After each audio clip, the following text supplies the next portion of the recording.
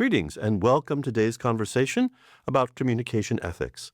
We'll be discussing how professional communication frameworks, like those described by Labelle and Waldeck in Strategic Communication for Organizations, relate to the ethical vision proposed in Communio et Progressio, the Vatican's pastoral instruction on social communication. I'll be in dialogue today with Dr. Martín Carbajo, a scholar in media ethics and communication theory. Thank you for being here with us.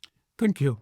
It's a pleasure to reflect on how ethical community connects professional practice with deeper human and moral principles.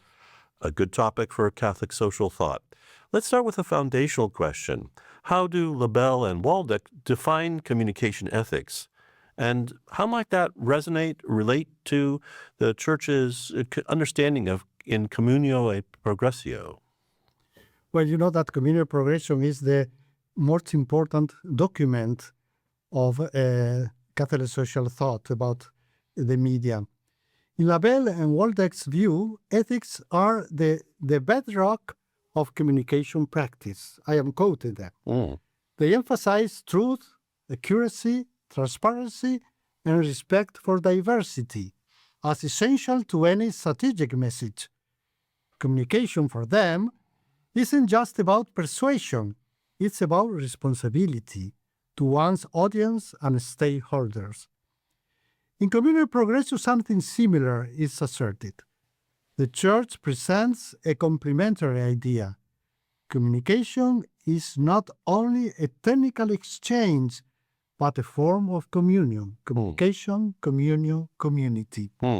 It should serve truth, justice, and love. So while Labelle and Waldeck focus on professional integrity, Communio et Progressio deepens that with a moral and spiritual dimension. Communication as participation in truth and community. So this textbook dedicates a whole section to the National Communication Association's credo for ethical communication. How do you see these professional frameworks, and how do you see how well they align with the vision and values of Communio et Progressio? Well, the NCA's credo outlines key principles: truthfulness, fairness, responsibility, and respect for human dignity. This corresponds closely to Communio et Progressio's insistence that communication must enhance the dignity of the human person and foster dialogue rather than domination. Both frameworks reject manipulation or deception.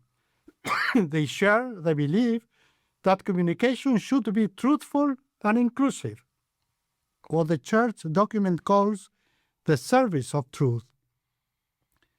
What differs is emphasis. Professional codes focus on functional ethics, while Communio et Progressio roots them in a theology of communion. The idea that communicating truthfully is a way of building unity in humanity. Thank you. So that chapter also represents real-world dilemmas, like the case of Brian in a medical device company. How would a communicator act ethically in such situations where there's conflict or conflicting interests? And what might Communio et Progressio cast light on? How would that contribute? Brian's story illustrates a common tension: loyalty to the employer versus responsibility to the public. That's very common. The ethical communicator must choose transparency, even when it is uncomfortable, because it is responsible in front of the public, and that's the first responsibility. Labelle and Waldeck insist that communication must benefit and not harm the intended audience. I am quoting them. Communio et Progressio would frame that as a question of conscience. Communicators have a duty to the truth because they participate in God's creative act through communication. In the beginning, it was the Word. Concealing harm for the sake of image violates both professional and moral integrity. In both views, ethics means courage, to tell the truth, to protect others, and to build trust. Let's move to a modern context. With digital media, misinformation, and AI, what new ethical challenges arise for communication leaders?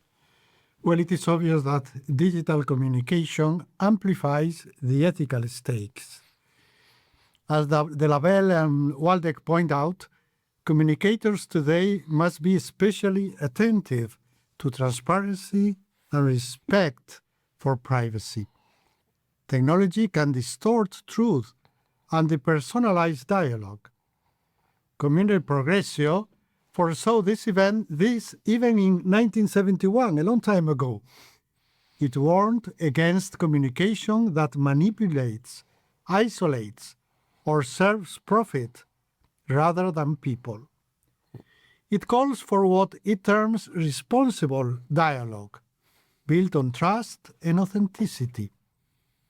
Whether we're talking about an influencer or a corporate strategist or a journalist, the central question remains always the same.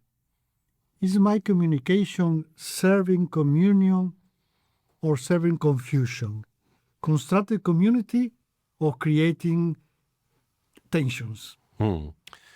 So both Communio e Progressio and the textbook by Waldeck and Labelle speak to formation. How do we form educators? How do we educate them and form them to behave in ethical ways? These authors argue that ethical competence is not innate. It's learned through reflection, dialogue, and practice.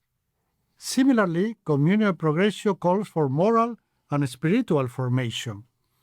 Communicators must cultivate conscience, empathy, and a sense of the common good. So, all of us need to be formed. Education in ethics should integrate both critical reasoning and moral imagination. Students should ask not only, is this effective, but is this true? Does it serve people's dignity? That's where professional ethics meet moral theology. So, to conclude, if you had to summarize the essence of communication ethics, drawing from these two sources, what would you say? I'd say that for both Labelle and Waldeck, and also for Communio Progressio, ethical communication is an act of service. It serves truth, people, and the common good. Strategic communication succeeds not when it manipulates, but when it builds trust. Or as Communio Progressio beautiful says, communication must create fellowship and foster unity. In the end, ethics and communication is not only about doing things right, it's about doing right by others. That is a powerful closing thought. Thank you, Dr. Carbajo, for your helping us to see how professional communication ethics and Communio e Progressio together call for a more humane and truthful way of communicating. Thank you. It's been a pleasure.